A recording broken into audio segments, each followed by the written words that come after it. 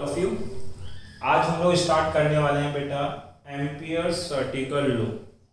बहुत important law है आपके पास, क्योंकि इस लॉ के बेसिस पे हम इसके 4 एप्लीकेशन सोल्व करेंगे। ये लॉ ठीक उसी तरीके से वर्क करता है जैसे चैप्टर 2 में गाउस लॉ ने किया था। पहले हमने गाउस लॉ पढ़ा था वहाँ, फिर उसके 5 एप्लीकेशन के लिए हमने इलेक्ट्रिक फील्ड निकाला था। सिमिलरली पहले हम एम्पियर्स लॉ के हर पॉइंट को डिस्कस करेंगे और उसके बाद इसके 4 एप्लीकेशन हैं, उसके रिगार्डिंग मैग्नेटिक फील्ड कैलकुलेट करेंगे। साथ ही इस टॉपिक के बेसिस पे आपको एग्जाम्पल 7.17 सॉल्व करना है, जो कि ऑलरेडी मेरे यूट्यूब चैनल पे अपलोडेड है। इस टॉपिक के प्रॉपर पीडीएफ नोट्स वीडियो के नीचे डिस्क्रिप्शन में लिंक गिवन है, आप वहां से इसको डाउनलोड कर सकते हैं। और अगर आप चैनल पे न्यू हैं तो चैनल को लाइक और सब्सक्राइब जरूर करें। ध्यान दे बेटा, यहाँ पे आपके पास एम्पियर्स लॉ का प्रूफ कहीं भी नहीं है, केवल इसका स्टेटमेंट है। हमें उसी स्टेटमेंट के हर पॉइंट को समझना है और फिर इसके एप्लीकेशन को सोल्व करना है। देखो, इसका स्टेटमेंट है कि close integration of B vector dot DL vector equal to mu naught summation I. एक चीज बता देता हूं कि एम्पियर्स लॉ जो है वो कैलकुलेशन को इजी कर देता है। जो वर्क हमारे लिए बायो सावर्ट करता था वही वर्क एम्पियर्स लॉ करेगा। मतलब कि दोनों का टारगेट क्या है, मैग्नेटिक फील्ड कैलकुलेट करना है, बट इजी वे में कैलकुलेट करके देगा कौन, एम्पियर्स लॉ। देखो, किस टाइप के एप्लीकेशन में मैग्नेटिक फील्ड आपको कैलकुलेट करना है, तो आपको क्या होगा बेटा, एक स्ट्रेट वायर दे दिया जाएगा। इस स्ट्रेट वायर में करंट कितनी फ्लो हो रही है, आई, और आपसे बोल देगा कि इसके नियर एक पॉइंट कितना है, पी। बताइए इस पी पॉइंट के अराउंड कितना मैग्नेटिक फील्ड डेवलप होगा, वो कैलकुलेट करो। या फिर क्या करेगा, वायर की जगह आपको एक सॉलिड सिलेंडर दे देगा। ये कोई कंडक्टिंग सिलेंडर है, बोलेगा इस सिलेंडर में कुछ करंट फ्लो हो रहा है, कितना, आई।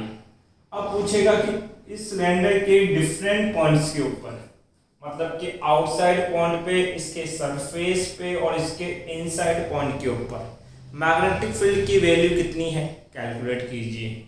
या फिर क्या करेगा, ये स्ट्रेट वायर ना देके एक स्प्रिंग साइज का या स्प्रिंग शेप का एक वायर दे देगा। ये एक स्प्रिंग टाइप का एक वायर है, जिसको आगे जाके हम लोग सोलेनॉइड बोलने वाले हैं। बोलेगा इस वायर में करंट कितना फ्लो हो रहा है, आई। तो ये तो इसके क्या हो गए बेटा, आउटसाइड पॉइंट, और ये इसके क्या है, इनसाइड पॉइंट। बोलेगा कि इसके इन डिफरेंट पॉइंट्स के ऊपर मैग्नेटिक फील्ड कितना है, वो इस वायर के लिए कैलकुलेट करो। या फिर क्या किया जाएगा कि यही जो सोलेनॉइड है अभी स्ट्रेट थी, अब इसको बाउंड करके एक सर्कल बना देंगे। मतलब कि कुछ इस तरीके से आपके पास ये सर्कुलर फॉर्मेशन हो गया। अब बोलेंगे कि इसमें करंट आई फ्लो हो रहा है, बताए सेंटर पी पे, या फिर ये जो इसके इनसाइड पॉइंट है पी, किसी भी पॉइंट के लिए बोल देगा कि मैग्नेटिक फील्ड कैलकुलेट करें। तो इस टाइप के ये जो एप्लीकेशन है, इन एप्लीकेशन के लिए हमें मैग्नेटिक फील्ड कैलकुलेट करना है, और हम किसको यूज करेंगे बेटा, एम्पियर्स लॉ को यूज करेंगे। आई थिंक थोड़ी सी बाहर से नॉइस आ रही है, क्योंकि पास वाले घर के अंदर कटिंग का काम चल रहा है, कुछ मार्बल वार्बल लग रहा है, तो उसका नॉइस आ रहा है। लेकिन उसका कोई इलाज मैं कर नहीं सकता फिलहाल, लेक्चर तो मुझे बनाना ही है। मुझे कहाँ था, मैं अपनी वापस आता हूँ, मैं भी डिस्टर्ब होता हूँ इस आवाज़ से काफ़ी। देखो, हम क्या कर रहे हैं, हमें कैलकुलेट क्या करना है, मैग्नेटिक फील्ड। तो ये एम्पियर्स लॉ का क्या है, स्टेटमेंट। अब एम्पियर लॉ क्या कहते हैं कि इसका इक्वेशन क्या है, close integration of B vector dot DL vector equal to क्या होगा, म्यू नॉट समेशन आई। आपको ये इक्वेशन याद करना है और इसके अकॉर्डिंग इसकी डेफिनेशन देनी है। डेफिनेशन देने से पहले इसकी हर टर्म को एक्सप्लेन कर देता हूं। जैसे आपने गाउस लॉ पढ़ा था, गाउस लॉ था close integration of E vector dot D A vector equal to कितना बेटा आपके पास summation Q upon epsilon naught. यही था गाउस लॉ का एप्लीकेशन। इसमें आप क्या लिखते बेटा, क्लोज गाउसन सरफेस। सरफेस इसलिए लेते थे क्योंकि सरफेस डीए वेक्टर के टर्म में इंटीग्रेट कर रहे हो, बट यहाँ डीए नहीं है, यहाँ पे क्या है बेटा, लेंथ। जब एरिया है तो हम सरफेस कंसीडर कर रहे हैं, बट अगर लेंथ होगा तो हम क्या कंसीडर करेंगे बेटा, एक लूप। क्या कंसीडर करेंगे, लूप। तो यहाँ क्या होता था, close Gaussian surface. Close Gaussian surface, close तो इस इंटीग्रेशन की वजह से, सरफेस डीए की वजह से, और गाउस लो है इसलिए लगाया। यहां क्या होगा, इसका मतलब होगा क्लोज, लो कौन सा है, एम्पियर, और क्या है ये, लूप। तो हमें जब भी बोला जाए कि क्लोज इंटीग्रेशन, इसका मतलब क्या होता है, क्लोज एम्पियर लूप। यहां पे ये जो गाउसन सरफेस थे ये बेसिकली दो टाइप के थे। या तो हम लोग गाउसन सरफेस में सिलेंडर एज्यूम करते थे, या एक स्फीयर आप लोग एज्यूम करते थे। सिमिलरली क्लोज एम्पियर लूप भी यहाँ दो टाइप के होंगे, या तो होगा सर्कल, क्या होगा बेटा, सर्कल, या होगा आपके पास एक स्क्वायर, क्या होगा, स्क्वायर। देखो सर्कल की जो ये है, ये क्या बनाती है बेटा, एक लूप बनाती है, क्योंकि इसके पास क्या है, लेंथ है आपके पास। और स्क्वायर में भी क्या बनती है बेटा, लेंथ बनती है आपके पास। तो दोनों ही एक क्लोज लूप की तरह आपके पास काम करेंगे।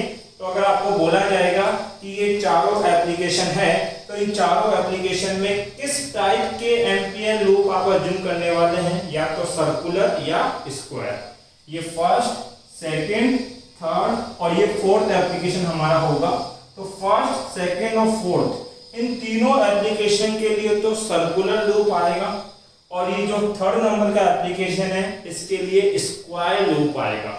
अभी ये फर्स्ट एप्लीकेशन में थोड़ी देर में एक्सप्लेन कर दूंगा इसी लेक्चर में। तो ये मैं सर्कुलर ही क्यों ले रहा हूं, इसको भी मैं डिटेल के अंदर एक्सप्लेन करने वाला हूं। तो थोड़ी देर के लिए केवल अपनी मेमोरी में ये फिक्स कर लो कि इसका मतलब क्या है, एक क्लोज एम्पियर लूप, और वो कैसा बनने वाला है, या तो सर्कुलर या स्क्वायर। ठीक है, उसके बाद आपको क्या लेना है, एक स्मॉल लेंथ एलिमेंट। तो आप जो भी लूप लो, मान लीजिए ये लूप मैंने यहां लिया, तो इस पॉइंट के ऊपर एक स्मॉल लेंथ कट करनी है, that is called DL vector. तो दूसरा काम क्या करेंगे बेटा, आपके पास ये क्या है, एक स्मॉल लेंथ एलिमेंट, क्लियर है आपके पास। उसके बाद क्या करोगे बेटा, मैग्नेटिक फील्ड, बी क्या है, मैग्नेटिक फील्ड, ये है मैग्नेटिक फील्ड, बट कौन से फॉर्म में है, वेक्टर। वेक्टर में है तो इस मैग्नेटिक फील्ड के पास क्या होगी बेटा, डायरेक्शन होगी। इसे मैग्नेटिक फील्ड के पास क्या होगी, डायरेक्शन। तो आपको क्या करना है कि मान लीजिए इस पॉइंट के ऊपर मैग्नेटिक फील्ड चाहिए, तो जिस भी पॉइंट पे मैग्नेटिक फील्ड चाहिए वहां पे क्या बना दो बेटा, टेंजेंट। क्या बना दो, टेंजेंट। और ये टेंजेंट किसको बताएगा बेटा, मैग्नेटिक फील्ड की डायरेक्शन। तो डायरेक्शन के लिए क्या बनानी है बेटा, टेंजेंट ड्रॉ करनी है। दूसरी बात हो गई। थर्ड जो टर्म हमें स्टडी करनी है, डॉट। डॉट हटाते हैं तो क्या आता है, cos थीटा। और ये थीटा क्या है, थीटा क्या है, angle between B vector and dl vector. B vector और डीएल वेक्टर के बीच का जो एंगल है वो एंगल क्या होगा बेटा, थीटा। अब इस थीटा की भी दो ही वैल्यू पॉसिबल होगी यहाँ, या तो ये होगा 0 डिग्री में, या थीटा कितना आएगा, 90 डिग्री। तो अगर पूछा जाए कि थीटा की कितनी वैल्यू आने वाली है, दो, 0 डिग्री और 90 डिग्री। उसके बाद म्यू नॉट तो एक कांस्टेंट है आपके पास, फ्री स्पेस की परमेबिलिटी है। समीशन आई को ध्यान से समझना क्योंकि बच्चा इसमें गलती करता है। समीशन आई का मतलब क्या है बेटा, टोटल करंट, बट याद रखना कहां की, inside the Ampere loop. Ampere loop, तो एम्पियर लूप के अंदर का जो टोटल करंट है उसको किससे लिखा जाएगा, समीशन आई से। ध्यान दो, अगर ये चारों एप्लीकेशन बहुत इजी वे में आपको करना है तो आपको इस इक्वेशन के हर पॉइंट का मतलब पता होना चाहिए। पहला मतलब देखो 2 मिनट में याद हो जाता है, ये है क्लोज इंट्रीकेशन, जिसको हम बोलते हैं क्लोज एम्पियर लूप। ये किसको रिप्रेजेंट करता है? Close ampere loop. और लूप कितने टाइप के होंगे? सर दो, या तो बनेगा सर्कल या क्या बनेगा? स्क्वायर। फिर ये क्या है? DL vector. ये क्या है? Small length element. तो जो लूप है उसमें एक छोटी सी लेंथ कट करनी है, वो बन जाएगा स्मॉल लेंथ एलिमेंट। फिर बी वेक्टर। बी वेक्टर क्या है? मैग्नेटिक फील्ड की डायरेक्शन के साथ, और मैग्नेटिक फील्ड की डायरेक्शन कैसे शो करेंगे? एक टेंजेंट बना के। क्या बनाएंगे बेटा? टेंजेंट। उसके बाद डॉट रिमूव करते हैं तो क्या आता है? Cos theta. और थीटा क्या है? एंगल है, तो ये किसी दो चीजों के बीच का एंगल होगा, तो theta is the angle between B vector and dl vector. ये मैग्नेटिक फील्ड वेक्टर और स्मॉल लेंथ वेक्टर के बीच जो एंगल फॉर्म होगा वो होगा cos थीटा। और थीटा की भी दो ही वैल्यू आई है, या तो थीटा कितना आएगा? 0 डिग्री, या थीटा कितना आएगा बेटा? 90। अब ये भी बता देता हूं, फर्स्ट केस, सेकंड केस और फोर्थ एप्लीकेशन, इन तीन एप्लीकेशन में तो थीटा कितना आएगा आपके पास? 0 डिग्री। एक अकेला एक ऐसा केस बनेगा जिसमें केवल एक जगह के ऊपर थीटा की वैल्यू कितनी रखी जाएगी बेटा? 90।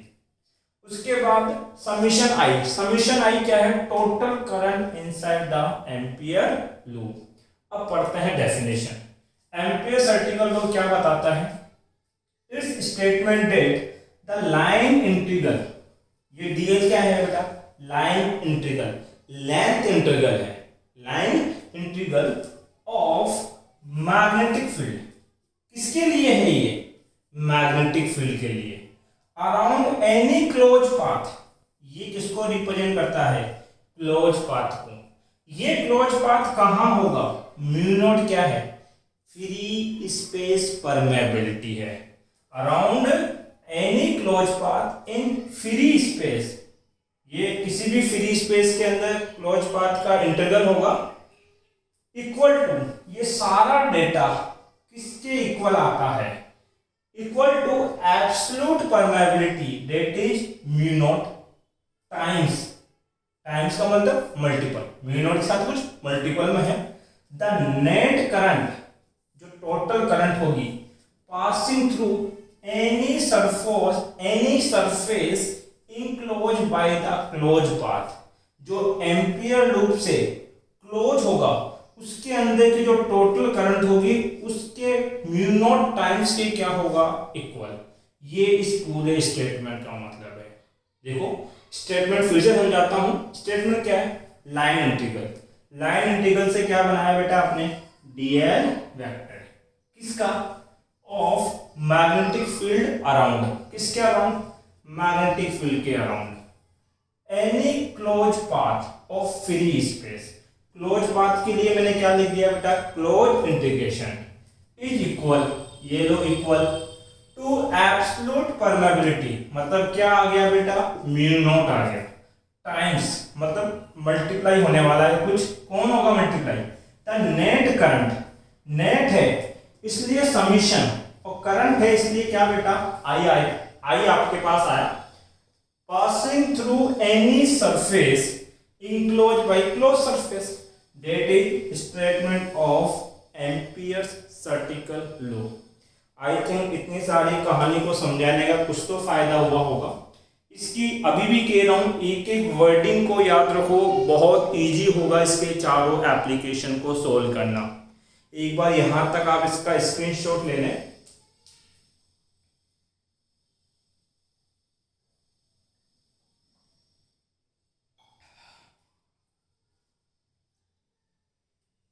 ले लिया बेटा स्क्रीनशॉट आप लोगों ने? इसको मिटा दूं, रफ कर दूं? ठीक है। स्क्रीनशॉट में ध्यान रखना, नोट्स के अंदर ये एक एक पॉइंट मैंने ओपन नहीं किया, इनके बारे में नहीं लिखा है, तो वो केवल समझने के लिए है उस एक एक पॉइंट को, तो वो आप जरूर लिखिए अपने नोट्स के अंदर अपने हाथ से।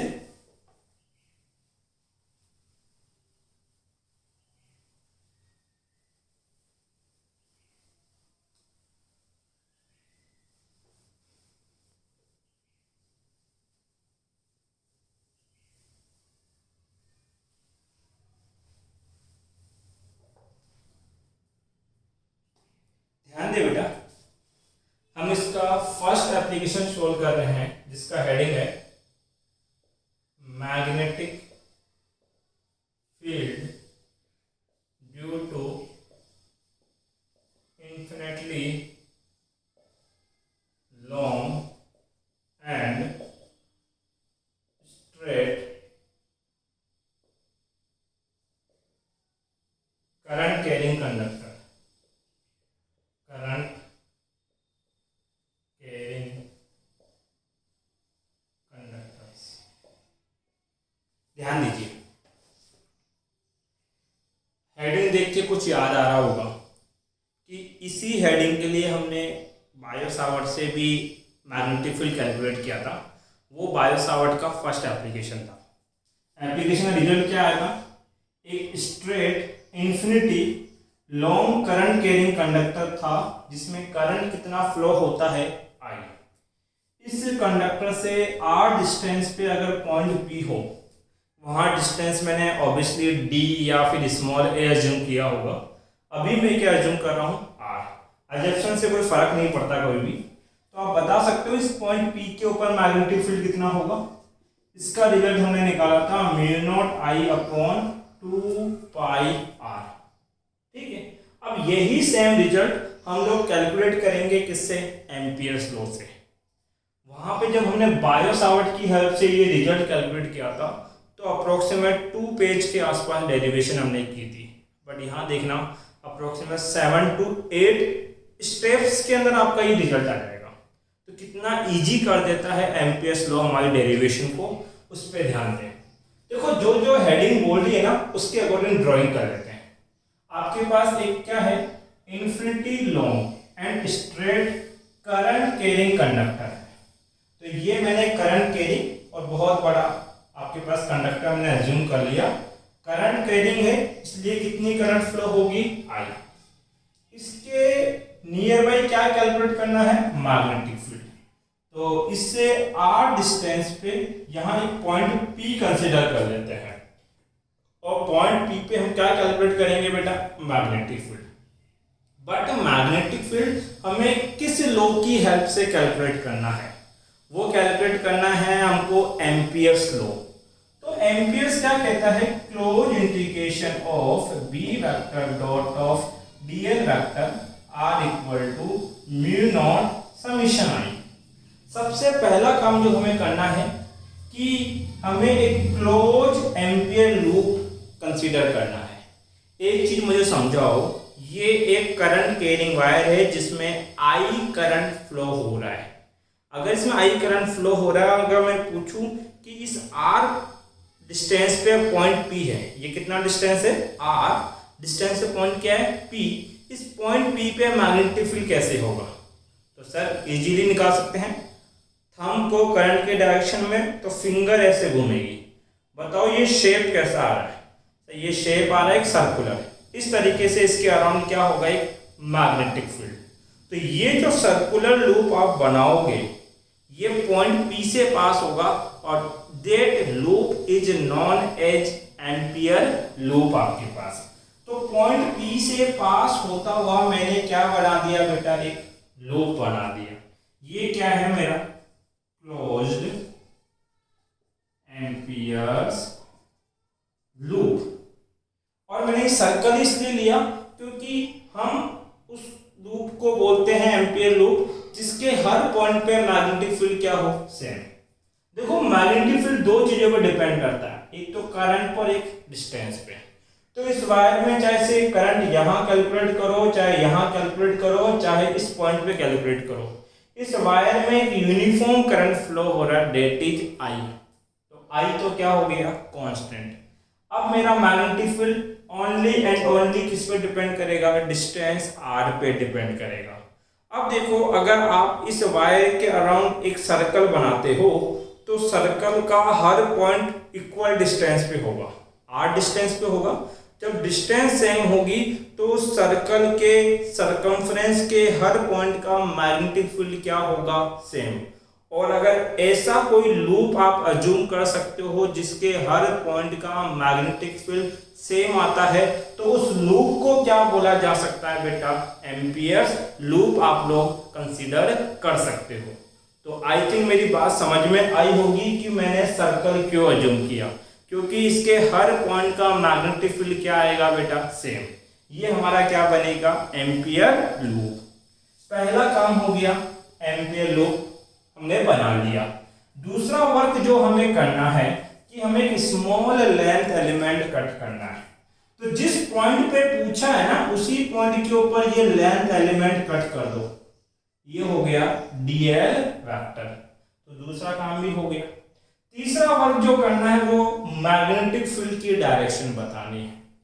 तो पॉइंट पी है, मैग्नेटिक फील्ड कैसे बनाएंगे? उस पॉइंट पे एक टेंजेंट ड्रॉ कर दो।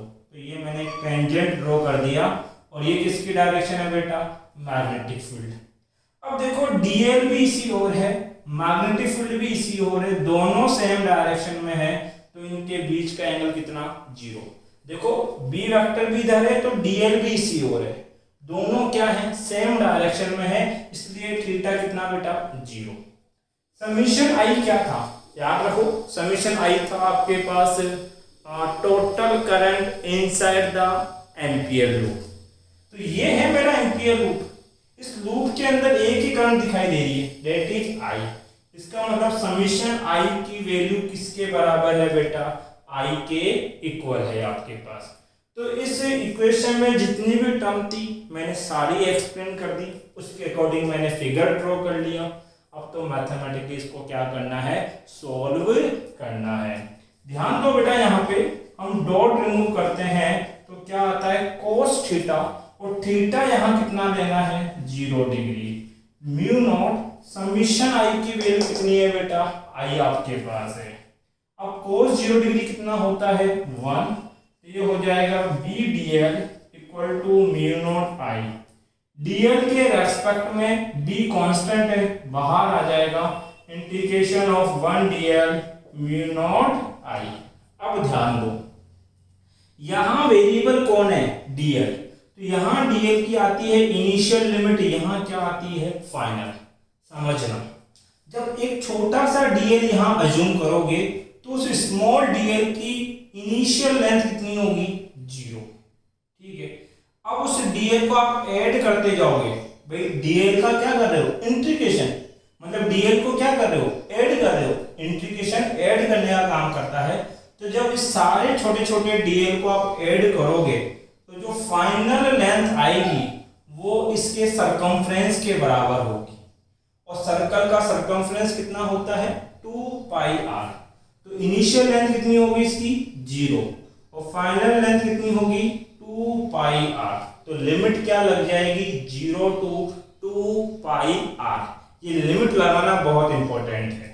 अब ध्यान दो, बी 1 डीएल का इंटीग्रेशन एल, लिमिट चल रहा है 0 to 2 pi R equal to mu naught I. Limit कैसे ओपन करते हैं? तो लिमिट हम लोग ओपन करेंगे upper limit minus lower limit. B तो एज इट इज, एल की जगह क्या रखोगे बेटा? 2 पाई आर माइनस एल की जगह क्या रखना है? 0। Upper limit minus lower limit equal to क्या चल रहा है बेटा? म्यू नॉट आई। माइनस 0 का कोई मतलब है क्या? नहीं, हटा दो। तो B 2 pi R equal to mu naught I. यहां से b इक्वल टू कितना होगा? Mu naught I upon 2 pi R आपके पास।